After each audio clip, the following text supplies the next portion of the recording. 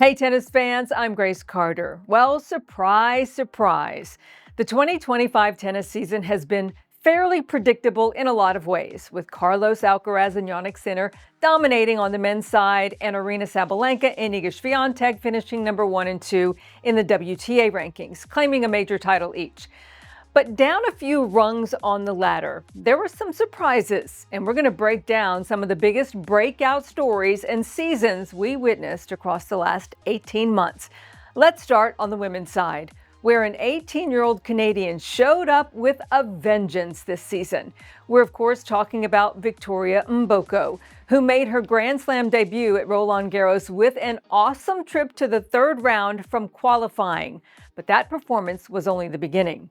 A few months later, Mboko, a Montreal native, won the Canadian Open while ranked number 85, making her the lowest-ranked WTA 1000 champion of the season. After winning the title in Hong Kong a few months later, she cracked the top 20 at number 18 to finish her season with a flourish. When the season started, Mboko was well outside of the top 300. She is number 19 now and ready to start knocking on the door of the top 10 next year. Now moving on to the men's side. The biggest shocker by far, Valentin Vachereau's run to the Shanghai title in October. Monaco's first ever ATP title winner became the lowest ranked Masters 1000 champion in history when he defeated his cousin, Arthur Rinderknecht, in the Shanghai final.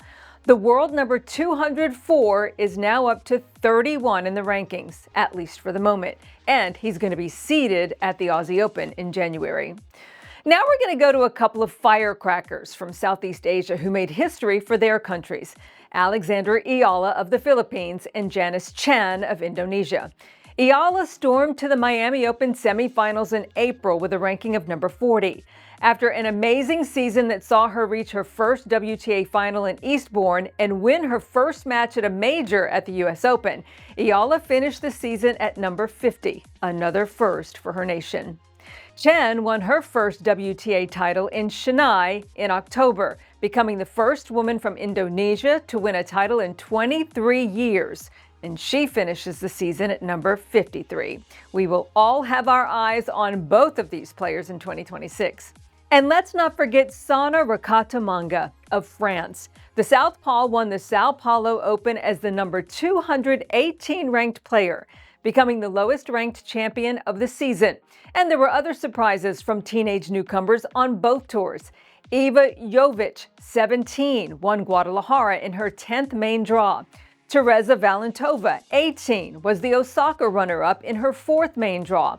Lily Tagger, 17 years old, made the Zhejiang final on her WTA debut. Two teen ATP champions were Jakob Mensik in Miami and João Fonseca, who won 2 titles, first in Buenos Aires and second in Basel. Americans made some noise on tour as well, and none were louder than Lerner Tien in the breakout department. The SoCal native won the title in Metz, France, and became the youngest American to win a title since Andy Roddick in 2002. Tien started his season by reaching the second week at the Australian Open and was ranked 120 at the start of the season.